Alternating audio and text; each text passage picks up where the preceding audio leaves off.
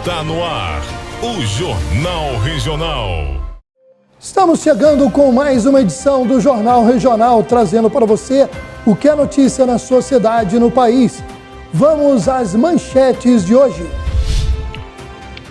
Prefeitura de Teresópolis divulga nota oficial rebatendo.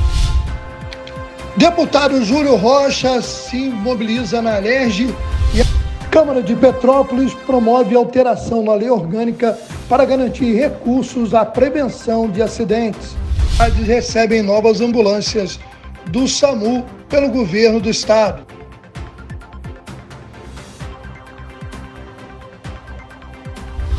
Você confere ainda outras informações das cidades, o plantão policial, previsão do tempo, esporte e muito mais agora no Jornal Regional. Bom, e nós vamos iniciando esta edição trazendo aquele giro de informações pelos municípios. E a gente começa pela região de Rio das Ostras. Rio das Ostras passa a vacinar contra a Covid em todos os postos a partir desta segunda, dia 6 de março. A Secretaria de Saúde muda a dinâmica da imunização contra a Covid-19 para ampliar o atendimento à população. O município vai oferecer as vacinas contra coronavírus em todas as unidades básicas de saúde, de segunda a sexta-feira, das 13h30 às 16h30. As vacinas de rotina continuam sendo oferecidas nos postos no turno da manhã, de 8h30 às 11h30. Excepcionalmente, as unidades básicas do Recanto e Operário terão nesta semana uma escala diferenciada para vacinação e as informações estão nas redes sociais da Prefeitura. Policiais civis da Delegacia de Repressão aos Crimes contra a Propriedade Imaterial, DRCPIM, apreenderam na quarta-feira, dia 1º, centenas de produtos falsificados durante a operação desencadeada em Rio das Ostras. A ação faz parte da repressão à venda desse tipo de material após trabalho de investigação do setor de inteligência. Os responsáveis pelos estabelecimentos foram conduzidos à delegacia especializada, onde prestaram esclarecimento sobre a origem dos produtos comercializados. Os investigados irão responder, a princípio, por crime contra a propriedade industrial e crimes contra a economia popular. Em Rio das Ostras, o abandono dos pontos turísticos tem causado muita revolta em moradores. Confira a matéria de Adriano Pereira, do portal Cidade 24 Horas, parceiro do Jornal Regional. Das Ostras é conhecido por belas praias, cenários paradisíacos e belezas naturais. Só que esse não é a realidade no cenário atualmente. O município enfrenta grandes problemas com o abandono dos pontos turísticos. A orla da praia de Costa Azul está totalmente abandonada. Uma vergonha para quem visita a cidade pela primeira vez e se depara com os quiosques caindo aos pedaços, o que acaba se tornando um risco para quem frequenta a praia de Costa Azul. Ainda no Costa Azul, a ferrugem toma conta do emissário, que foi construído há mais de 15 anos. Passou por manutenção poucas vezes. Algumas grades se deterioraram com o tempo e estão assim, improvisadas. E o que dizer do pier do centro? No início do mês, uma senhora se acidentou por conta de uma madeira que estava solta. Este morador visita o espaço com frequência e comentou sobre abandono. Eu tenho observado que a prefeitura ela se preocupa mais com o núcleo central ali, a principal, que seria a limpeza das ruas, né, para manter a cidade visível ao turista. Mas os pontos turísticos têm algumas bases que estão quebradas, feias, né? Alguns locais aqui fica até ruim da gente ir lá e participar do local para ver e apreciar. Como eu estou acostumado, eu estou há 22 anos aqui, moro há 22 anos aqui e já vi bem melhores anteriormente, bem melhor. Não muito distante dali, no bairro Boca da Barra, assim como o pier, que também precisa de manutenção, a ponte que atende os moradores da região está bem velha. Será que não existe dinheiro nos cofres públicos para a construção de uma ponte nova no local? Na Lagoa de Iriri, o problema é esse mirante. Quem visita o espaço para curtir o final de semana ou aproveitar a vista se depara com um mirante assim, fechado para obras. A Rua do Iriri está abandonada há cerca de 5 anos. As obras também não têm previsão para retorno. Isso significa falta de planejamento e gestão do governo Marcelino da Farmácia. Moradores e turistas estão incomodados com a demora da conclusão da obra, que já deveria ter sido entregue e que custou para os cofres públicos quase R$70 mil. Não é nada. É um lugar tão bonito, mas acaba com o estrago da cidade aí, não tem como, né? Então faz uma socialização entre os moradores e não tem nada. É um lugar que você queria tirar uma foto, postar e tal. Não dá. Muito feio e sujo. Tá sujo. Abandonado. De fato, a prefeitura não tá dando conta e nem observando o que tem a ser explorado na cidade, né? O que você está achando desse abandono do Mirante da Lagoa? Eu acho um descaso, pois é um ponto turístico e uma outra situação é um atrativo a mais para a cidade. É um ponto que você pode trazer vários turistas, a gente sabe que a natureza é bem valorizada, ainda mais o ponto do Iriri, que é a divisa entre lagoa e mar.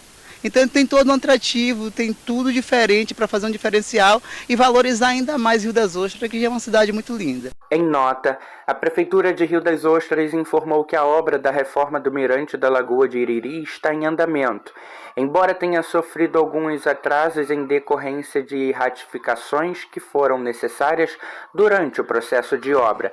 Informou ainda que processos para a reforma dos pires estão em fase de elaboração de projetos para a realização de licitação da empresa para a execução das obras. Sobre o emissário de Costa Azul e a ponte da Boca da Barra, a Prefeitura ignorou os nossos questionamentos.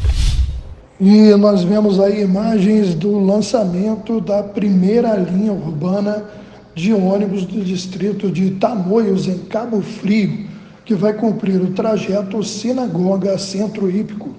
Os passageiros da nova linha vão pagar uma tarifa reduzida de R$ 12,50, enquanto a Prefeitura de Cabo Frio vai completar o valor de R$ 2 à empresa prestadora do serviço de transporte público. A iniciativa do governo municipal está prevista em lei municipal, publicada na edição de 28 de fevereiro desse ano, do Diário Oficial. O prefeito José Bonifácio estava presente em Tamoios nessa manhã de segunda-feira para participar da solenidade no Shopping Unapark para a viagem inaugural da nova linha. A jornalista Glória Maria, falecida no início deste ano devido a complicações de um câncer no cérebro, recebeu uma homenagem especial em Búzios, cidade onde ela costumava frequentar, inclusive era vizinha do técnico de futebol Renato Gaúcho. A Rua Jamelão, no bairro de Jeribá, onde a jornalista possuía sua casa, passará a ser chamada agora Rua Jornalista Glória Maria. A homenagem foi oficializada através de decreto municipal do prefeito Alexandre Martins, já publicado em Diário Oficial. De acordo com o documento, a alteração do nome da via é uma forma do Poder Executivo realizar homenagens cívicas e contribuir para a preservação do patrimônio cultural e material do município. Bom, nós vamos agora trazer matérias relativas à região serrana.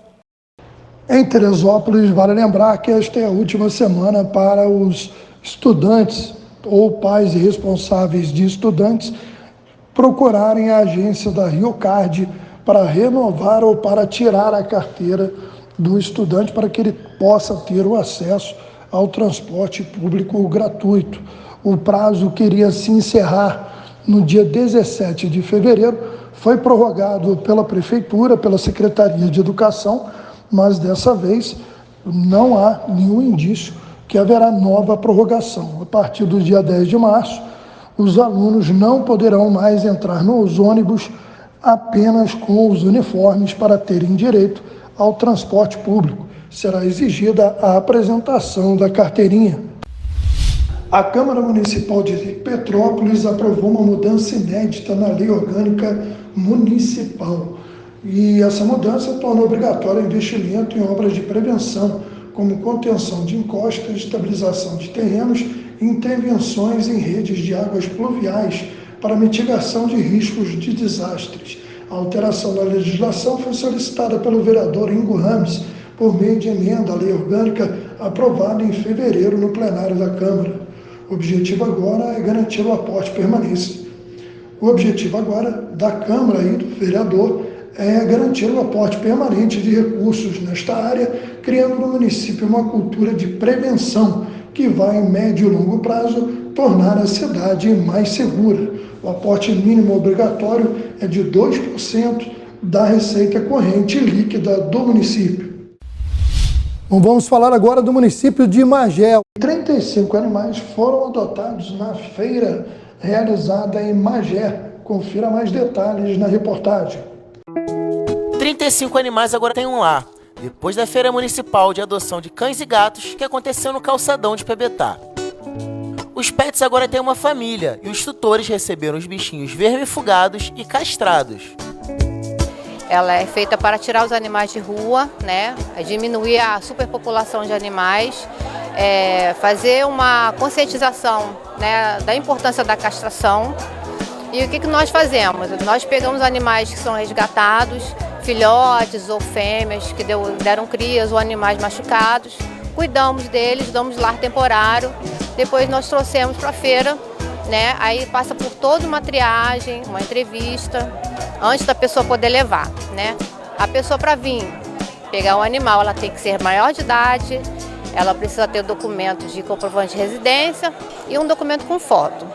Posteriormente, ela pode entrar em contato, ela vai receber um termo de adoção responsável, que dá direito à castração quando o animal tiver idade para poder ser castrado. Dócil e simpática, a Pretinha foi uma das primeiras a ganhar o tutor. José chegou e já foi amor à primeira vista, ou melhor, primeiro latido. Meu filho já tinha falado que queria adotar, que sabia da feira hoje. Aí eu vim na farmácia comprar um material, medicamento. Achei a feira, já vi a Pretinha ali. Ela já pulou no meu colo e aí já foi amor à primeira vista.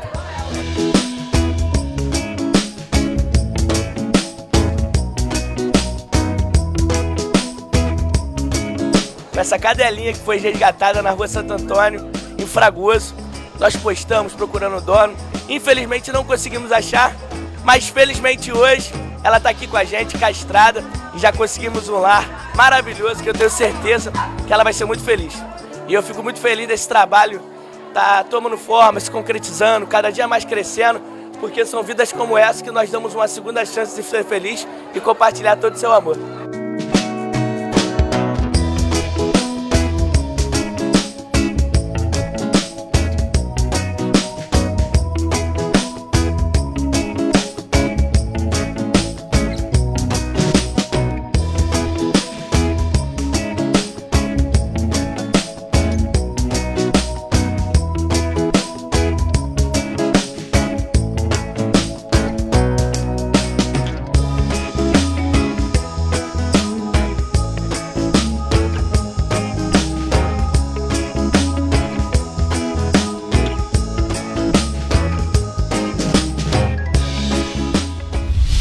Bom, iniciando o giro de informações do Estado e do país, dizendo que os governadores do Sul e do Sudeste apresentaram no sábado, dia 4, a Carta do Rio de Janeiro, documento em que solicitam ao governo federal a revisão de políticas públicas que impactam diretamente os estados.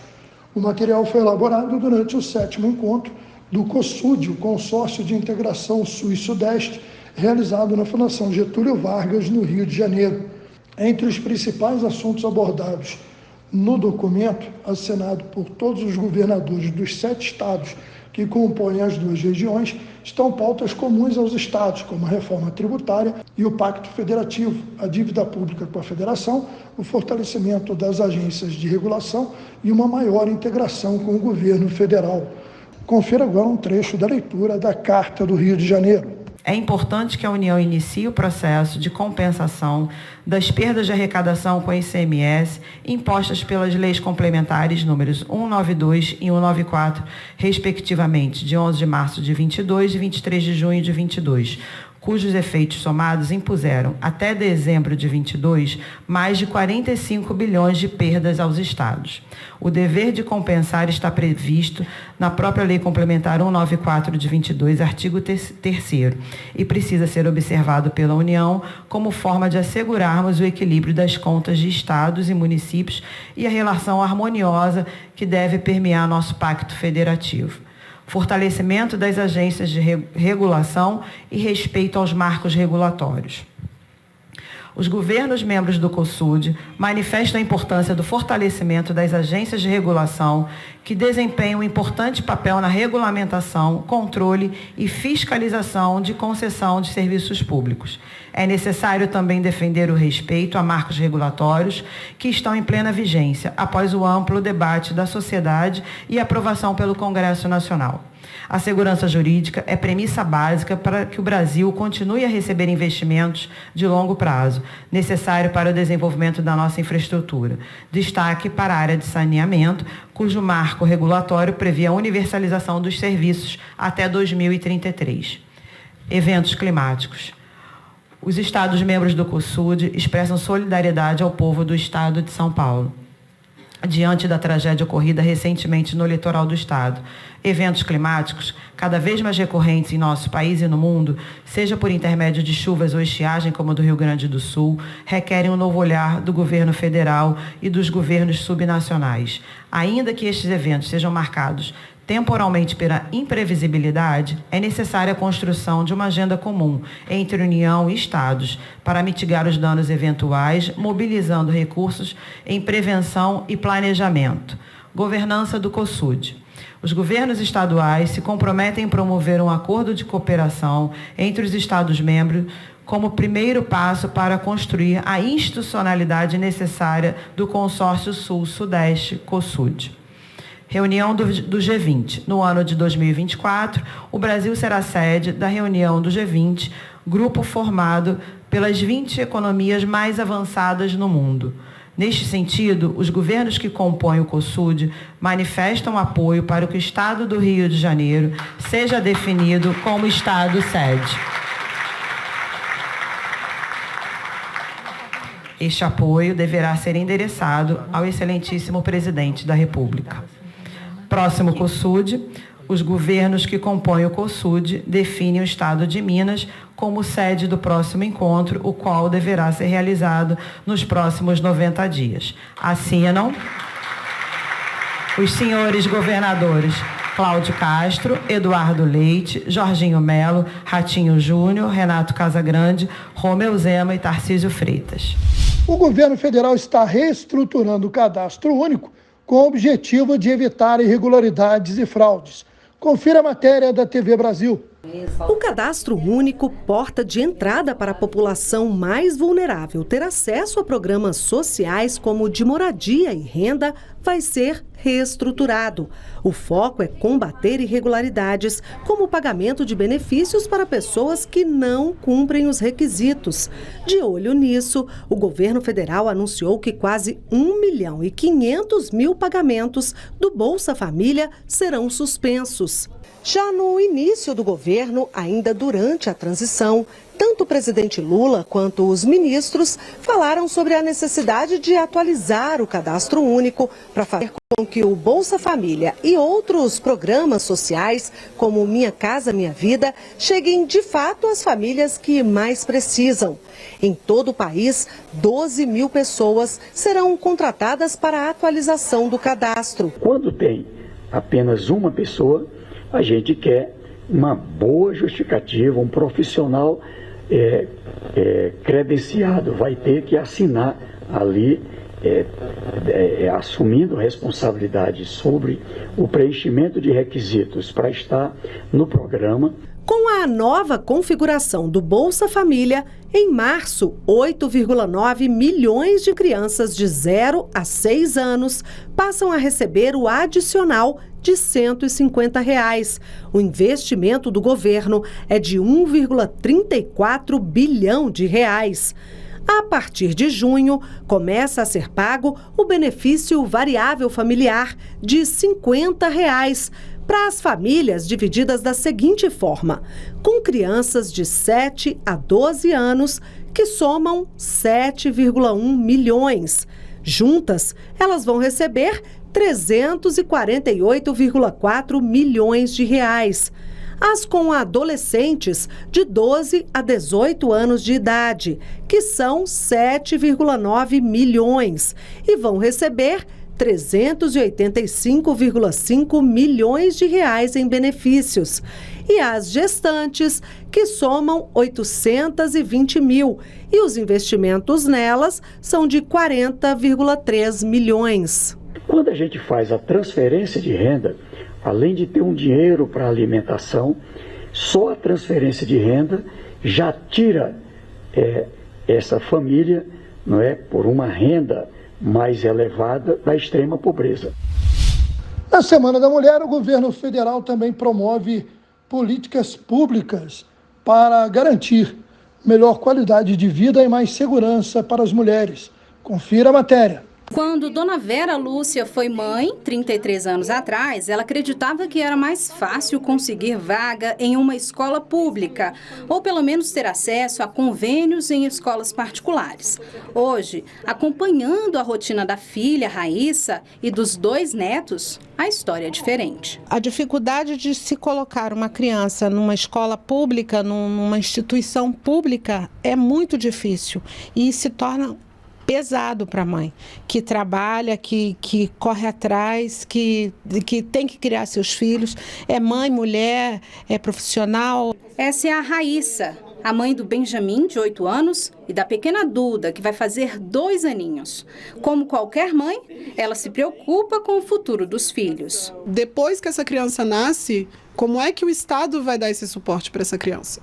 E não só colocar nas costas de uma mulher a responsabilidade de criar essa criança. Em 2003, durante o primeiro governo Lula, foi criada a Secretaria Especial das Mulheres. Agora, 2023, há o Ministério das Mulheres, especialmente para cuidar das principais demandas do público feminino, especialmente das mães, que muitas vezes têm jornadas duplas e até jornadas triplas de trabalho. A creche e a escola é um direito da criança, que ajuda e possibilita a mulher a ir para o mercado de trabalho. Mas também é aquela que não ajuda em muitas vezes, porque a creche fecha às 5 horas. A mulher tem que 5 horas sair do trabalho e pegar a criança na creche. Então, como é que nós vamos repensar a estrutura e se esse é o principal instrumento de diminuir a questão da sobrecarga da mulher? E o que será que a Raíssa sonha para a filha? Oportunidade? Igualdade? Eu espero que a Duda consiga ter os seus direitos básicos, que são básicos, estabelecidos. Né? E que ela reconheça isso, e que ela, quando ela veja que alguma coisa não está do jeito que tem que ser para ela, ela lute também. Apesar da participação delas no mercado de trabalho ter crescido continuadamente na última década, ainda há diferenças salariais em relação aos homens e dificuldade de acesso a alguns cargos. Você tem que reeducar a sociedade brasileira. Isso é um processo a longo prazo, é verdade, mas ele tem que começar. Bom, nessa terça-feira tem nova edição do Esporte Mais, porém a gente vai trazendo para você os resultados que aconteceram nesse final de semana envolvendo os grandes do Rio de Janeiro. O Fluminense goleou o Bangu por 5-0, se manteve na vice-liderança e vai decidir o título da Taça Guanabara com o Flamengo, no jogo que fecha o primeiro turno. Temos também aí a vitória do Botafogo por 2-0 sobre o Resende. Botafogo segue fora do G4, mas ainda com chances de classificação. E no principal jogo da rodada, o Vasco com um golaço de Puma Rodrigues, o Pumita pegando de primeira uma bola rebatida pela zaga do Mengão, venceu por 1-0, quebrou um jejum de vitórias contra o rival, se consolidou no G4 e realmente aprofundou a crise entre o técnico Vitor Pereira e a torcida rubro-negra. Você confere mais do esporte nessa terça-feira no Esporte Mais. Vamos chegando ao final desta edição. Obrigado a você que nos acompanha nos canais e plataformas. Obrigado à nossa equipe técnica e até a próxima edição.